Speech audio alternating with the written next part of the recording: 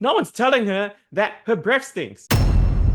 So find someone that tells you that your breath stinks, because difficult conversations in your personal life will lead to easy conversations in your business. So I've been in business for 8 years now. That's 3,000 days. We just clocked over 3,000 days consecutively in business as a coach and entrepreneur.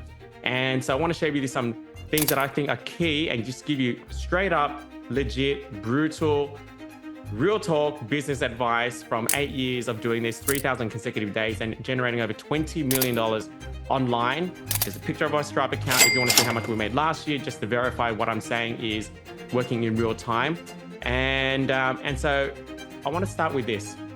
When I open up with difficult conversations in your personal life will lead to easy conversations in your business life. What does it mean? The most important principle, which I think is most overlooked in business and as particularly as a coach and expert, is lack of personal congruency. And like I see, so like the sexy marketing is, niche down, have an irresistible offer, have a marketing angle, have all these kind of, which is all important, learn sales, that's all important. But fundamentally, what I see time and time again, obviously we help coaches go from 0 to 100, but even at 0 to 10, like, why do some get there faster than others? And it really comes down to personal congruency. And no one's going to sell you that personal congruency is the way. But when I break down people's business, the first thing I look at is their profile and just look at what they're doing and how they present themselves. And I'm asking that first question in my mind: would I even buy from this person from what I'm seeing? I mean, like, if they're, for example, if they're like a parenting coach, for example, and you don't see any pictures of them with their kids, well, I don't know. That's alarm bells to me. You know what I mean? I'm not saying you need to be the perfect parent, or if they're like a relationship coach and you don't see them as like a power couple, or you don't see them a lot with their spouse, then I'm already, like, my alarm bells are ringing really, really loudly. And again, not saying you need to be perfect in your relationship, but it almost feels like that's so obvious that you would market that. But I c- I don't know. I think I've been jaded so many times by seeing so many people say that that's what they do, but they don't have any pictures online. They don't post regularly with their spouse or with their kids or with whatever it is, and it just seems so odd. And personal congruency is not sexy, but it's the hardest thing to achieve in life, because it means you must have difficult conversations with yourself and the people around you. And I'll give you a real life example. Like, early on, when I was a life coach, I knew that in order for me, I just intrinsically knew that in order for me to even expect anyone to take notice of me and market myself, I had to really work on my own personal life. And when I started 8 years ago, my marriage with Penny was bad. It was not good. We had a lot of fights. I wanted to end it multiple times. Um, we were not good in the background. And here I am preaching that I want to be a life coach. And generally in life coaching, you're doing a lot of relationship work, and you have to be a role model. Like, that's the angle that you need to shoot for. You can't, as Scott Harris, my first coach, said, this is brutally honest advice. The world does not need another fat, broke, divorced life coach. It does not need another fat, broke, divorced life coach. And even though I wasn't fat, but I was broke and I was nearly divorced. And so I wanted to market myself as the go to life coach, which meant that either I could fake it or I could work so hard on my relationship and get that going. So then then number one, I'll get a great relationship with Penny. But then number two, then I can feel congruent marketing it. And I worked so hard on that for so long, probably in the first 2 years. And I invested a lot of money. I got coaching. Even when I got a life coach, most of it went into relationship coaching. I started Tony Robbins because of my relationship. I went to Date with Destiny, and I've told Penny this many times. She doesn't like me sharing this, but I'll share it anyway. The first time I went to Date with Destiny with Tony Robbins was because I wanted to break up with Penny. That was before I started becoming a coach. That was in 2016. 2018, I decided to transition to coaching. And 2018, I went back to Date with Destiny. Things were good for a couple of years, but things went worse again. I went back to Date with Destiny to break up with Penny again. And then after the 6 days, I realized that I was at effect. And so I've just been constantly working on my own marriage with Penny. And then that's how I'm able to market that side. And I don't think many people do that. I don't think they take the time to work on themselves. And we see coaches who've been in this game for 3, 4, 5 years and they still haven't hit $100,000. If they spent one of those 4 years working so hard on themselves and getting their shit in order, they wouldn't be here they wouldn't be in the same position here today. Like Myron Golden talks about the principle of eventuality and doing the things now that your future self will thank you for, and compounding and compounding. Because if you're going to be a coach for the next 10 years, actually go ahead, type in the chat screen. How long do you plan to be a coach for? I mean, I'm talking to my P1s right now. I'm guessing forever, but don't like the word to use forever, but till I die, says Christy, forever. But yeah, pretty much like I think I'm going to be a coach forever. I didn't leave optometry to do this for 5 years. And so, you must continually work on yourself. If you're going to be a coach forever, or if you're going to build a big cabinet, you're gonna have to sharpen the saw. You're gonna have to measure twice, cut once, and working yourself for the first 12 months is not unreasonable, or it's not a big ask to tidy up your own backyard and tidy up your own living room, so that you can market that side of you. And even if you're not a life coach, I had this big realization yesterday. I'm gonna give you guys some massive gold right now. Like you guys know, I'm building and being focused on personal brand, and this is like I've been talking about personal branding probably the last 6 months. And late last year, I said to the Plats, I said, this year, like 2025, is I'm going all in on personal branding with the launch of the book, going on all podcasts, traveling a lot. I'll be away a lot this year. I'll be away pretty much every single month, and I just had this big aha moment that the biggest ROI you can have to your personal brand is if you're in an intimate relationship, is representing yourself as a power couple. Like I just thought, wow, if you really think about it, like just as like we are, I guess, how do you call it? We're like most people out there, like most entrepreneurs, they have their own brand. But if you present yourself as a power couple, there's something unique and powerful about that no one else has, and it's so rare. And that's and I believe that if you work on that from a personal branding perspective, you're going to go so far. But also you get the beautiful benefit of having a more fulfilled and enriching life as well. And so right now, my relationship with Penny is, it's pretty good. It's pretty good, and that's that's the trap. No one changes when they're 7 or 8 out of 10. No one does that. People usually change when they're 1 or 2 out of 10. It's like, or even if you're like 8.5, it's like, well, really good. It's very hard to proactively want to change when things are pretty good, because things are good. And so, but there's a difference between 7, 8, 8.5, even 9, to consistently 9.5 and 10. There's a big difference. And that's where I want to get our relationship to, because it's a good thing for us. But also, I think from a personal branding perspective, I mean, that's just another cross benefit. And having like a power couple front is going to be huge. And I realized this. The penny dropped really yesterday, but I realized this when I took Penny to Funnel Hacking Live. And it was, how I say, my perception grew exponentially with Penny being there with me. And that was not the reason why I brought her there with me.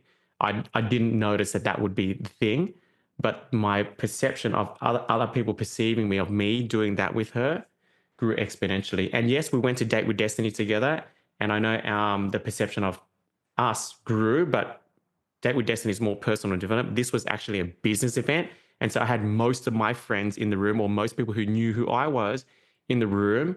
It just elevated the brand to a level that I completely did not expect. And so moving forward, for business events, I would be keen to bring Penny along for that perspective too, but because she's gonna be my ride and die, so to speak. So that's one of the first to talk about is brutally honest advice. You need to work on yourself.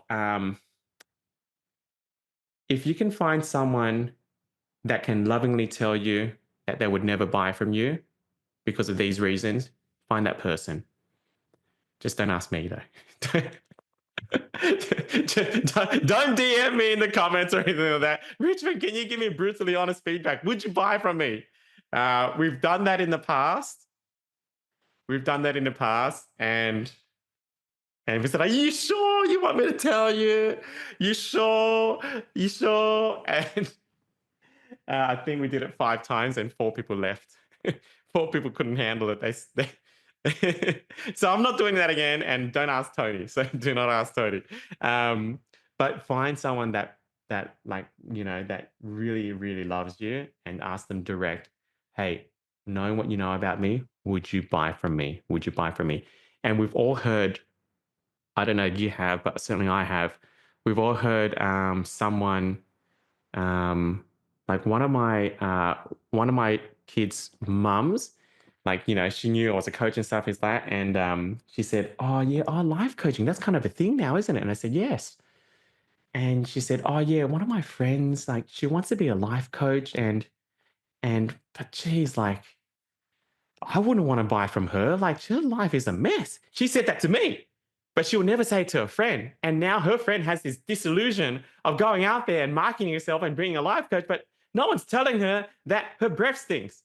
So find someone that tells you that your breath stinks, because it's so hard to find that brutally honest advice. But if we do it from a statistical perspective, uh, I would say there's a 9 times out of 10 chance that someone that maybe if you're not where you are, then maybe your breath stinks. Maybe. If you're hopeful, maybe you're 1 out of 10. But personal congruency is huge. It's not sexy to market. Work on yourself harder than anybody else. I'll give you some rituals that was useful to me when I started my journey. Number one, every day I wrote in a diary for about 2 years. In the morning, what I was most grateful for. And at the end of the day, it was the 4 questions. What was great today? What didn't go so well? What did I learn? Right? What was great? What was great? What worked? What didn't work? What did I learn? I'm sure there was a fourth one. I'll think of the fourth one. And I did that every day in my diary. And I still got that diary. And then I listened to my first 100 coaching calls. My first 100 coaching calls. I listened to it and gave myself feedback. I listened to my first 100 sales calls and gave myself feedback. So if you're running tiny challenges and you've run 20 tiny challenges, that's 100 calls, and you haven't listened to any of it, then your breath stinks. Is that fair? You know what I mean? Like your breath stinks because you're not even listening to yourself. You're not working on yourself. And if it's 20 calls in, then shit, it really stinks. Go brush your teeth. Like literally legit, go brush your teeth. And I don't mean that in a nice way. I mean, go freaking brush your teeth, because it will help you make money. Like there's no sugarcoating it. If you want to make more money, go brush your teeth, listen to your calls. At the end of each day, what worked, what didn't work, what can I do better? Oh yeah, what can I do better? And what did I learn? Right? And so like that, and I did that for 2 years straight, and I stopped doing it because it became subconscious. It became automatic, and I didn't have to think about it anymore. And now every time I do something, the first thing that comes in here, okay, what went well? What didn't go well? What could I do better? And what did I learn? It's just unconscious. I'm thinking about that all the time. And so congruency is number one. Second, brutally honest advice is this. You need to be able to answer the question in your prospect's mind of why you over anybody else or any other option. And an option includes doing nothing. Why should they choose me over anybody else or any other option, where an option does also include me doing nothing?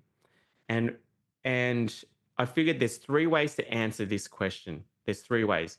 Number one, you can have a unique vehicle or a unique niche. So you're targeting a very small niche, or you have a unique way of doing something that no one else has done before, like Tiny Challenges. Tiny Challenge is an extremely unique vehicle. We created a Tiny Challenge, we trademarked Tiny Challenge, and no one else is doing Tiny Challenge. So that's extremely unique.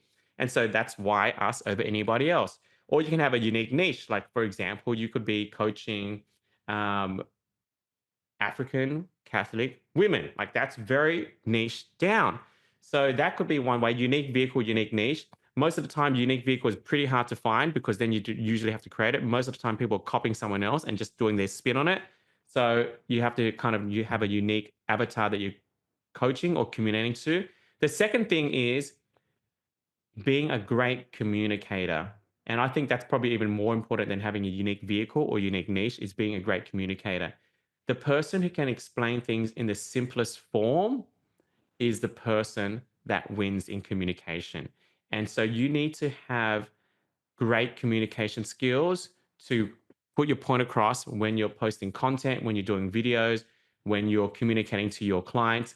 That is key. And if you can harness the power of communication, you will separate yourself because people will assume that a person that can communicate ideas or problems or solutions better than their competitor will know that or assume that they're the expert. And so the better you communicate and you work on your communication skills, the more perceived you'll have from the marketplace that you are the expert in your space. So first of all, give me a thumbs up if this is making sense. So communication, have a unique angle. Now, if you want to take communication down to a deeper level, then you may want to consider having a unique angle of communication. So you may be like, for example, what I love most about even the way Myron communicates is he uses biblical references, or even um, you see like the way Alex Hormozy communicates, he uses very like highly intellectual words, even though he makes things very simple to understand. Or even Jordan Peterson, like you look at the way they communicate, they've got a very unique way of communicating, and these big brands communicate very, very well. You look at Tony Robbins. Tony Robbins' unique way of communicating is through his storytelling. He's just a master storyteller. So a great communicator is one way you can allow your prospects to say, okay, now I want to choose them over anybody else, a unique vehicle, unique niche. And then the third thing comes down to your track record. And so, what does your track record look like? And I can't say this enough, but you yourself, the person in the mirror, you're worth 100 testimonials.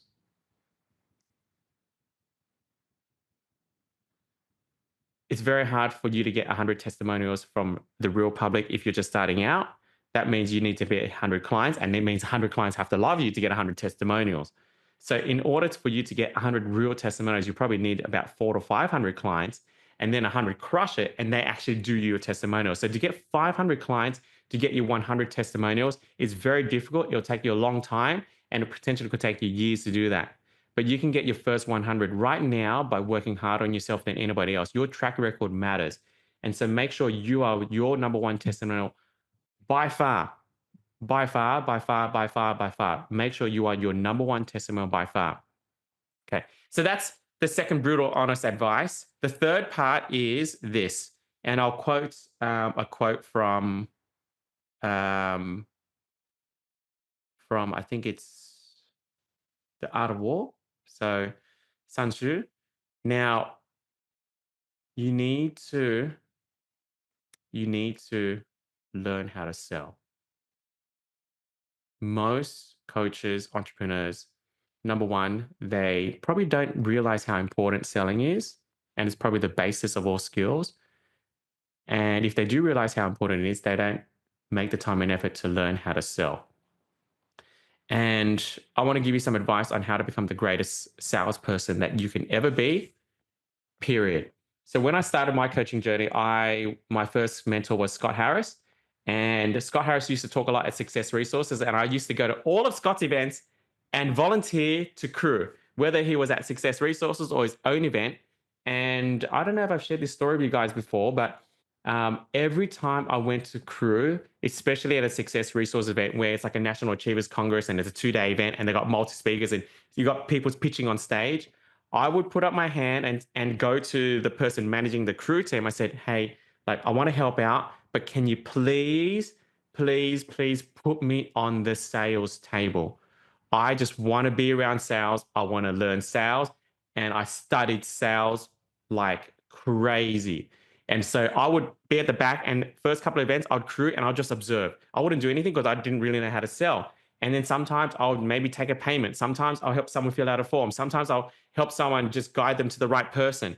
And then eventually doing enough of that, and then I learned how to handle objections. And my role increased as a volunteer. So I would volunteer at the sales desk and just absorb right on how people are selling from stage and people running to the back of the room. And that was kind of the only vehicle that you could learn at the point in time. But I made a conscious effort to learn how to sell and study sales and become obsessed with selling because I knew that marketing is just sales, but in writing.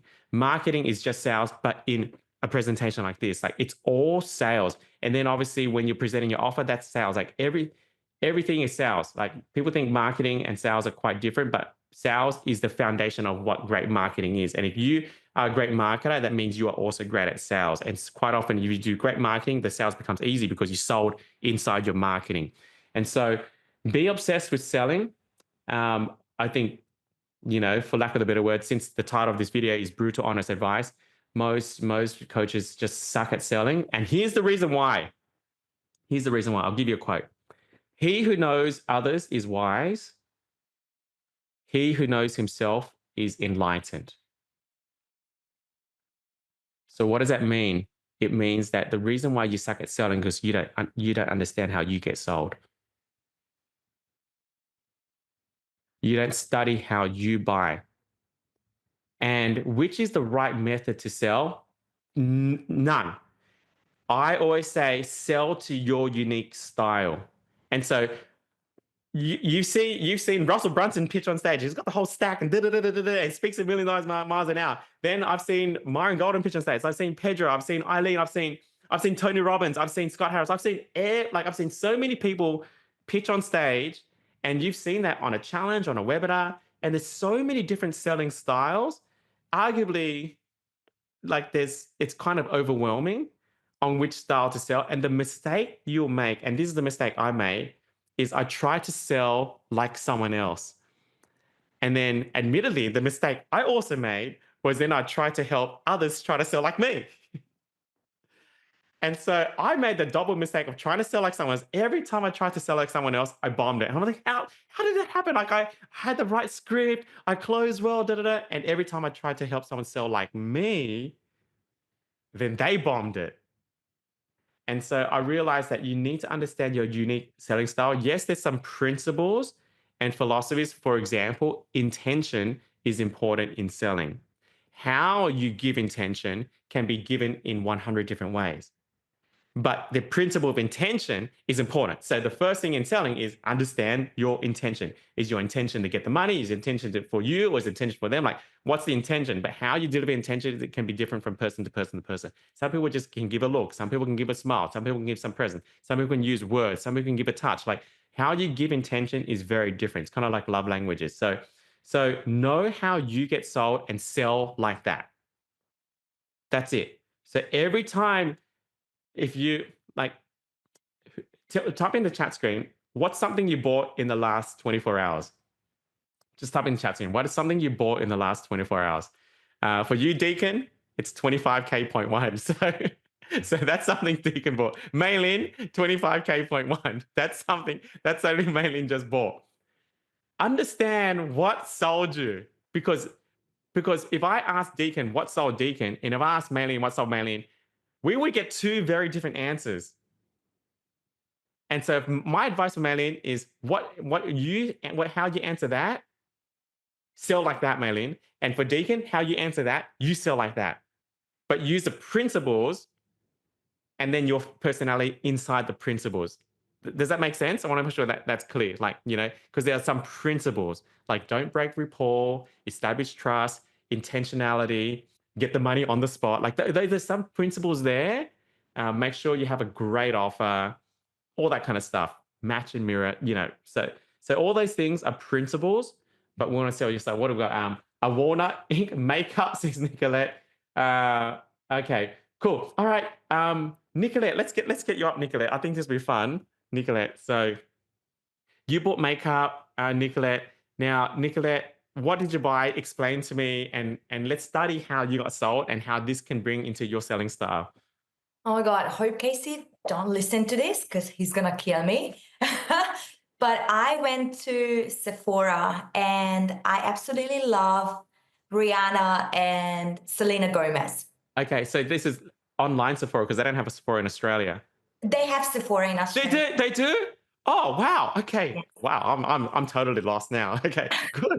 So you went to the physical store. Notes, Yes. everyone. She went to a physical store because sometimes you would not go to a physical store, so you buy online. That means you're seeking convenience. Mm. Make sense? So if you're like, man, I would never go to a physical store. For me, I'm not going to physical Sephora when I know there's online Sephora. So I buy because things are convenient. So if I want to sell, I need to think about, well, what sells me is convenience. So how do I make convenient for my clients? Make sense? So they're just studying how you sell or how you get sold. Okay, so obviously Nicolette doesn't give a shit about convenience. So she went to the store. Or maybe she does, but not as much. Okay, good. Straight went into the store and they're so smart doing this, Richmond. So they have actually people on each section and they study, they learn everything about Rihanna style and Selena Gomez. So when I go there, I was like, this is what I'm looking for. And then they just selling me, oh my God, Rihanna tried this. It's amazing on Rihanna. They tested this brand in so many ways. So your skin, everything's gonna glow for you. And Is I'm that what like, sold you? The referencing to big names? yes, Good. absolutely. Okay. So for you, you need to use that because that's what sells you. So that's your naturally selling style to be able to sell that to others. It's like, I know you help people with content. So you need to think about like, like today in this session here, I name drop like Alex Hormozy, for example, and Alex Hormozy, that's so name drop like big name content creators, like maybe even Mr. Beast, some Prince, and then because you get sold on Rihanna and all that kind of stuff. And so when you're selling reference big names, because that's how you get sold and that's what's natural to you. You know what I mean? What else sold you? Oh, just the look, the branding, it's so unique. The package, it's easy to, store it in my bag. And convenience, like sometimes they make palettes that it can be, like multiple users as well. So save money right there when you can get brow pencil, but at the same time, liquid liner together. So I'm like, oh my God, I don't have to spend or, buy more product. Everything's in one go. So yeah, the branding itself, it's amazing because you can have it as a clutch. You can have it in a little bag. It comes with the bag, comes with the package. So I don't even look at the price, Richmond. I'm just like, I want this because it's convenience, it's unique, it standing out. Yes, that's what I'm looking for. Good, good, good, good. Okay, this is great. So for Nicolette, she needs to study how she bought in that experience there. I want to bring up, actually, I want to bring up Deacon if you're here. Thank you, Nicolette. Appreciate you. Thank I you. normally would drop an anchor track, but YouTube doesn't like it because it's like copyright and stuff like that. So we're not going to drop an anchor track because then I get flagged. No joke. I posted a few videos and blah blah blah. It's got an anchor track, so I'm not going to do that one. We have to we have to replace some of the anchor tracks. If you watch some of the videos that I've put up on YouTube, like some encore trainings that we've done in the past, and you listen to the anchor track that we had to swap over, you're going to be like disgusted. Like, what is that? It's some copyright free BS shit. It's so bad. It's so bad. Um, all right. Is Deacon here? I don't know if he's here. Otherwise, uh, or no, it looks like he's not here. Okay, Maylene, let's get Maylene up because you just invested 25K. Welcome to point one. And if you're okay to, yeah. So Yes, I want you to reverse engineer what sold you. what sold me? Your authenticity. Good. Okay. Good. Good. Good. Good. What else? That is part of me that is important to me. Yeah, the congruency, the natural way of presenting ourselves to the world. I want my name to be heard. I want my message to be delivered. And I found you. I found I resonate with your work in many ways. Like most of the part I already doing it like in silence. but still hiding behind the scene, and been working with mostly in the past 15 years, mostly from referrals, which is good. But I'm not scaling up. I need to learn how to scale it up and just be brave to stand in front of a bigger crowd. Good, So good. Okay. that's how I What was. else? What else made you buy? What else made you spend $25,000? I think Really? I want it so bad. I just haven't found the right Yeah. way. Okay. So was there anything about like like really think deep about this? Like what made you pull $25,000 out of your wallet and just drop it into point one? Like was it okay, authenticity, but was there anything else? I thought to myself, once I invested this money, there's no turning back. Okay. There is, yeah. All right. So, Maylene, I would really encourage you to sit down and really think about, again, he who knows others is wise, he who knows himself is enlightened. Really understand what made you, like, what were the persuasion factors that made you buy a 25K program? And it may be, I don't want to put words in your mouth. I really don't want to put words in your mouth. Um, But for me, when I dropped 25K, we just recently dropped 350K, um, is because I'm buying brand equity and status. That's what sold me. Like, I mean, if mine wasn't flying on a private jet, I probably wouldn't buy it. You know what I'm saying? But that's the truth. Like I'm not ashamed of that. Like I'm not ashamed. Like I mean, if you didn't wear suits all the time, I probably wouldn't buy it. But that influenced me. Like that really influenced me. And so I study what made me buy that. And the other thing that made me buy was this. So quite often, and by the way, you can only know how you buy if you buy, Yep. right? So if you're a coach and entrepreneur who've never bought a program before, well, you'll never be great at sales because you actually can't study yourself. You can never reach enlightenment. And the more you buy, the more you know about yourself because it's just the more you know. So um, the other reason why I bought was at Funnel Hacking Live, like me and Penny were there the whole time, and I bumped into Myron a couple of times, and the way he got to know Penny so well and so genuinely, uh, it was like, wow, like this guy really cares about the people I care about. And then there was one day where he's like, "Hey, what are you guys doing now? You want to come up to my suite and let's chill out?" And I thought, oh, there's gonna be like other people there, like maybe another dozen people there. We get up and it's just me, Penny, and Myron. That's it. And we're just sitting down. I'm thinking, what's going on here? And we're sitting down chatting, and he's getting to know Penny, and we're just chatting about the day and how he did the repitch and all that kind of stuff. And it's like, wow, this is pretty cool. We hung out for about an hour. And at the end of it, it was like, wow, like this, yeah, he really genuinely cares. And I really respect Penny's opinion as well. And you know how women have that kind of vibe against other guys sometimes. They're like, I don't trust him. You know what I mean? Like women have that vibe, but Penny's like, wow, he really cares about you. And you can tell that Myron doesn't just work with anyone. And so, yeah, like she, after that, just full support. And so that was one of the things that really helped my decision or confirmed my decision was the fact that he cared about my spouse and the people I cared about. And so that's what got me. And so in future, as I'm selling, I'm going to be doing the same thing because that's what got me. You know what I mean? If your spouse wants to be here, come. That's all good. If your kids want to be here, like it's all good. Like the people that are important to you are also important to me. And that's what got me. And so again, that's my selling style. That's how I got sold. And so really understand how you get sold to become a better salesperson. All right. Well, this has been a lengthy video. I hope this is useful and super practical for you guys as well. But just wanted to give you guys brutally honest advice on where you're at. Most people think, oh my gosh, it's my niche and my offer, but it's so much more than that. Foundationally, number one, congruency is king. Eat your own cooking. You are your 100 testimonials.